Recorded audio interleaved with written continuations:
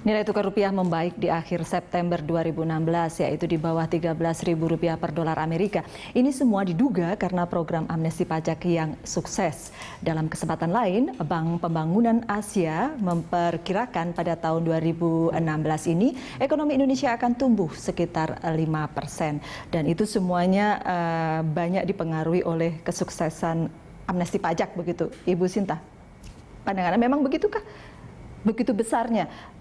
Artinya itu juga kepercayaan pengusaha, kepercayaan masyarakat kepada pemerintah, begitu kan, untuk membangun kembali. Saya pikir ini, makanya saya katakan ini pekerjaan kita bersama, ya, masyarakat dan pemerintah, terutama pengusaha. Jadi jelas tidak bisa ini kita lakukan sendiri-sendiri. Dan ini saya rasa kita tunjukkan dengan program tax amnesty ini bahwa kita toh bisa bekerja sama untuk mencapai satu tujuan bersama, ya.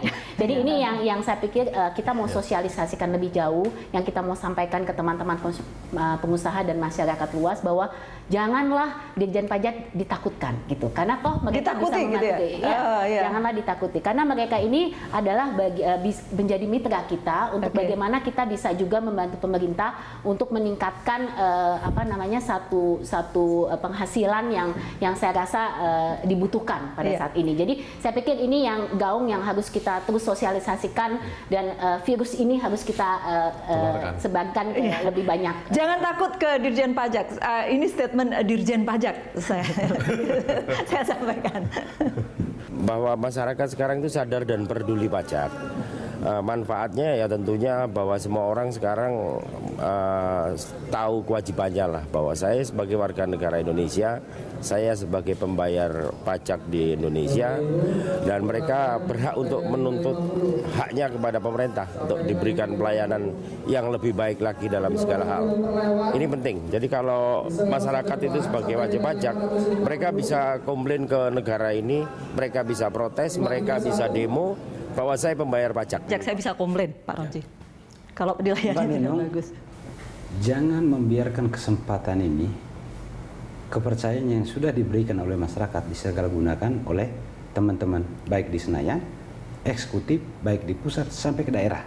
Jangan ada siapapun gitu ya yang menyalahgunakan tidak boleh kesempatan ini. menyalahgunakan kesempatan yang diberikan oleh masyarakat, bahwa mereka sekarang secara bergotong royong mau menghunuskan pedang merah putihnya bahwa kami adalah orang Indonesia, kami membayar pajak walaupun rela mengeluarkan uang 2% untuk harta yang belum dilaporkan.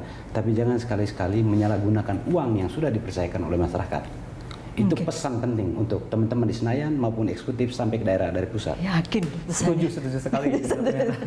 Karena memang jangan sampai yang di sebelah sini mengumpulkan uang terus kemudian di tempat lain Mereka cuma pengumpul, Bu. Oh iya, mereka pengumpul. Iya, pengumpul. karena kan sepertinya udah gotong royong untuk menambal APBN yang selama ini memang bermasalah gitu. Jangan sampai dana itu nanti tiba-tiba tidak terrealisasi atau digunakan dengan untuk hal-hal yang tidak mendukung pertumbuhan ekonomi gitu ya. Jika memang tadi disebutkan bahwa ada sekitar 5%, tax amnesty bisa dapat dikatakan salah satu pendorong pertumbuhan ekonomi itu ke depan. Tapi jangan sampai pada saat dana itu sudah muncul tapi tidak terlaksana dengan baik atau tidak terlaksana dengan baik di pusat maupun di daerah. Boro-boro mau pertumbuhan ya kalau itu posisinya. Jadi kalau kita lihat transparansi, Mbak Nunung, itu tidak hanya dari sektor pengusahanya yang transparan, tapi dari pemerintahnya juga perlu juga transparan. Dari legislatif, eksekutif, semua mesti lebih transparan. Jadi keterbukaan ini tidak hanya dari satu sisi, tapi semuanya, sehingga bisa mempertanggungjawabkan. Gitu. Jadi kalau mau pembangunan jalan, semuanya juga mendapatkan keuntungan bersama, termasuk pengusaha yang bayar pajak. Itulah makanya yang mungkin harus kita pahami bersama, bahwa satu, ini kita sudah mengumpulkan duit sebanyak-banyaknya.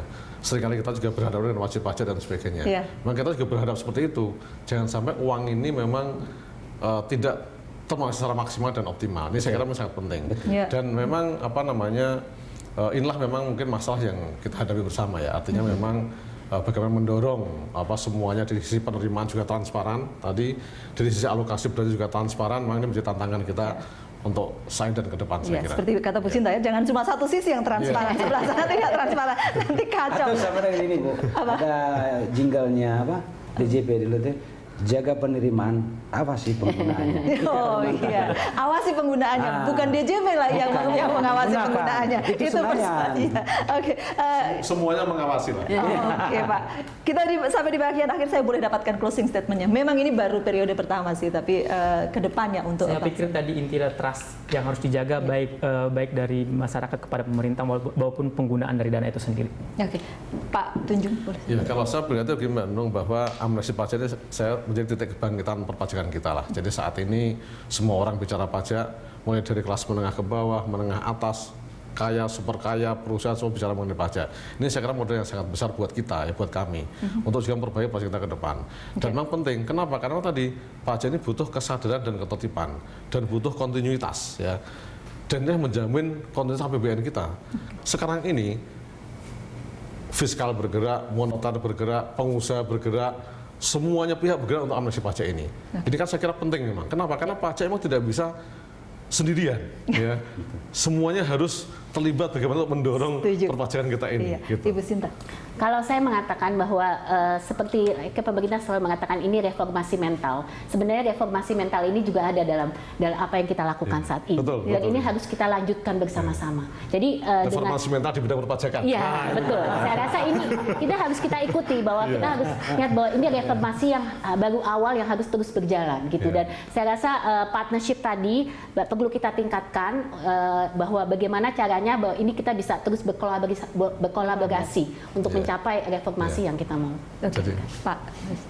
Closing statement saya, jangan ada dusta di antara pengusaha, jangan ada dusta di antara Dirjen Pajak kepada pengusaha begitu pun sebaliknya. Jadi trust, apa yang disampaikan oleh Ibu Sinta tadi, itu adalah angle yang paling bagus. Oke, Jaga baik. trust. Terima kasih Bapak-bapak dan Ibu, terima kasih sekali lagi sudah hadir di Pajak Terkait untuk Live. bersama. Pajak untuk bersama. Awasi Ya. bersama. Nah, Oke, terima kasih sekali lagi dan terima kasih juga untuk Anda karena telah bersama kami. Sampai jumpa.